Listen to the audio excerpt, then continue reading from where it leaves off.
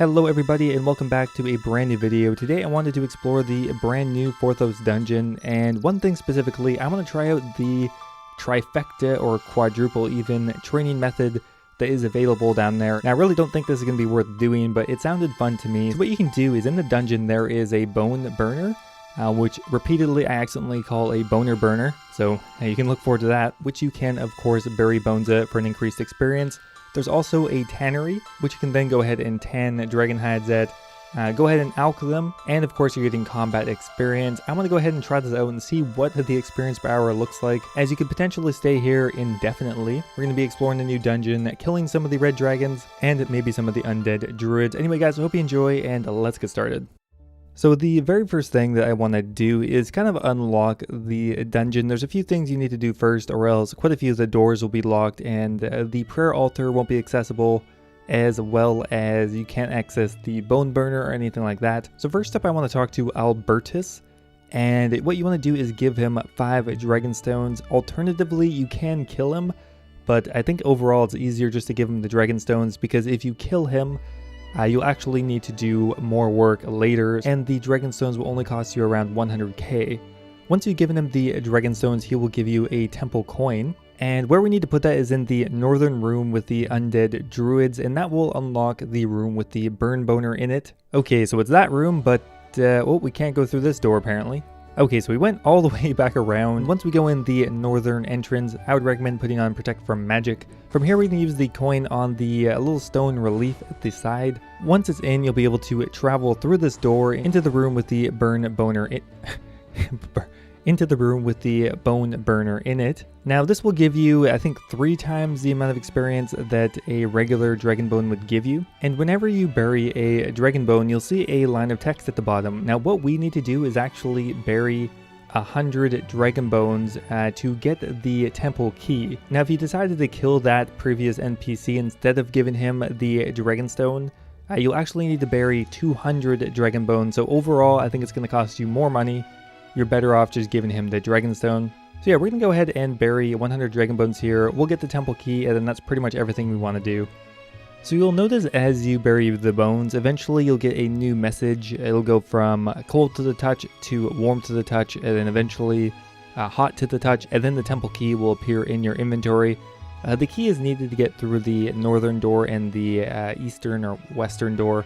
I think it's worth getting. Alright, there we go. We buried 100 dragon bones in the bone burner, and we got the temple key. So now we can go ahead and unlock the doors. Now all you need to do is walk through it once, and it'll permanently unlock the door. Then you won't need the key after that. To unlock this door, you actually just need to pull the lever in here. I forgot to do that, but I'll come back in a minute and do it. Okay, so this door right here is the first door to unlock, and now it is unlocked permanently. I will no longer need the key to get through here. This is the ideal location to kill the undead druids in, as there is an altar right there. You don't need to bring any prayer potions, so it really offsets the cost of using prayers. And the other door that this unlocks is over to the east. Definitely worth doing, as otherwise you have to go up through the ladder, back around to the other side, or down and around. It's a nice shortcut to have. And lastly, if you haven't already pulled this lever, definitely go ahead and do it. If you get grubby keys and you end up with dragon bones, it is a much shorter way to go. This whole dungeon is designed to be a self-contained training area, specifically for Ironman. Everything here can be used here. Alright, so I think I have everything that I need. I decided to grab a dragon hunter crossbow just because the kills would be a little bit quicker, and I just wanted to see what one of the highest experience rates possible would be here. We are bringing some needle and thread for the red d'hide bodies or vambraces that I make. We also have some ranging potions and mushroom pies because I am a noob. Okay, well we can make red d'hide chaps, which isn't ideal, but still better than nothing. We also brought a rune pouch with alch runes, and we're bringing a teleport just in case. And last up, a little bit of cash. We ran to the entrance of the dungeon. The easiest and lowest level requirement is just the house portal right here. Alternatively, you can get the Zerag's talisman and teleport to the Glade teleport, or actually the woodcutting guild is reasonably close as well on the skills necklace. That one's probably even easier. Okay, so we're going to go down into the dungeon itself. Now, since we have the door unlocked, we can just run right south through the ladder. We're going to pray mage as we run by the undead druids, as they could do a little bit of damage to us. I'm just using broad bolts because I kind of want this to be as cost effective as possible. Alright, so we're going to go ahead, kill dragons, pick up the hides, tan them, and we'll come back in a little bit and see how this is going. So we filled up a full inventory worth of dragon bones and dragon hides. So all we need to do now is bury the dragon bones right here. I should have the rune light setting to be able to left click bury, but anyway. So first up here, we're going to go ahead and bury our dragon bones, and then we're going to go talk to Aodin, who runs a tannery for whatever reason right here. We'll go ahead and tan all these hides. Kind of expensive, but if you have the Kebos diary, it gets cheaper.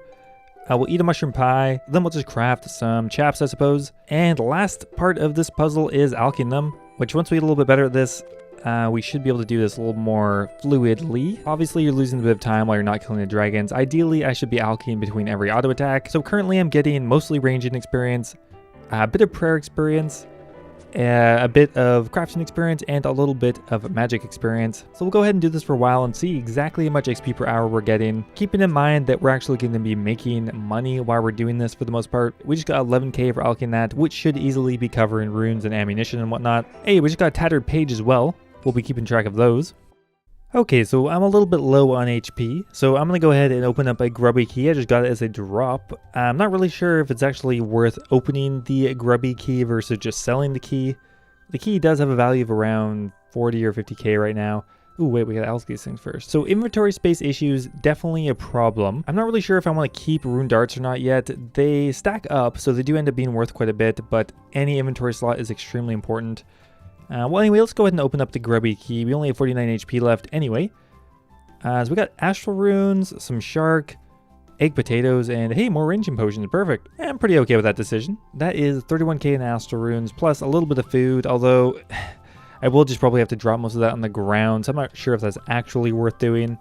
One thing I didn't mention earlier is the tattered pages. They are actually required for the mini quest here, which it does give you a 10k experience lamp, which is quite good. Now, I was at Red Dragons for around 1 hour, and I think I got 7 or 8 pages, so it'd be around 2 to 3 hours at Red Dragons to get enough tattered pages to complete the quest, which really isn't too bad. I was getting them a lot more frequently from the dragons over the undead druids, or of course you could kill Sarachnis, but I think overall killing one of the weaker monsters is quicker just for collecting the pages, especially when you consider how many people are camping the boss. So the main benefit of this method is getting prayer experience and crafting experience for pretty much free. Now, like I said earlier, this method is clearly not going to be meta, but for Ironman, it might actually be viable. You're going to get a reasonable amount of prayer experience passively every hour, as well as a decent amount of range training. And if you happen to have a dragon task anyway, I think it would be more than worth coming here, not only because of the prayer experience, crafting experience, but you're also going to get the grubby keys, which are probably going to still be worth around 40 or 50k. And it's reasonably AFK and fun. Alright, we're back at the Grand Exchange, and let's just sell off everything that we got. We ended up with around 157k in profit just off of alching alone, mostly from the red dragon hide pieces, but on top of that, we also got some rune longsword drops that we alched, as well as some rune arrows and stuff like that. So that brought us up to 300k cash right off the bat, which isn't amazing, but not terrible considering it's red dragons. Now, our costs were very minimal. We were using broad arrows, which are really as cheap as it gets. We're using ranging potions, but beyond that, we had really no other costs, and we ended up getting some ranging potions from a grubby chest anyway. So maybe 50k in supplies, but probably not even.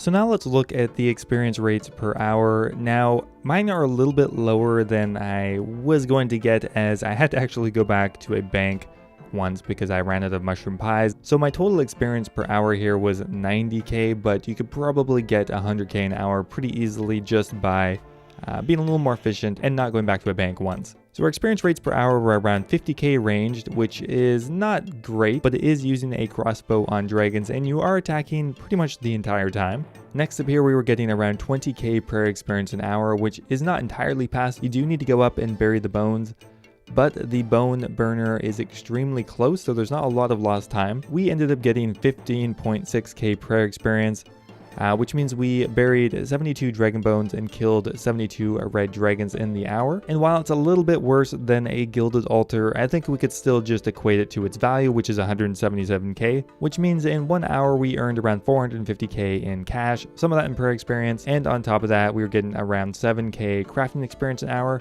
which again isn't that notable, but extremely passive, only takes a second to do. So that is the trifecta training method now available in the Forthos dungeon. I quite enjoyed doing this. It's a nice knowing that you can pretty much be self-sustaining there the entire time. You never really have to leave. The money per hour isn't great, but if you're looking for a really passive way to get a bit of prayer experience, a bit of crafting, train your range, and make a bit of money at the same time, this is not a bad option for mid-level accounts. Anyway guys, hope you enjoyed the video. If you did, I would appreciate it if you left it a like, and I will see you next time.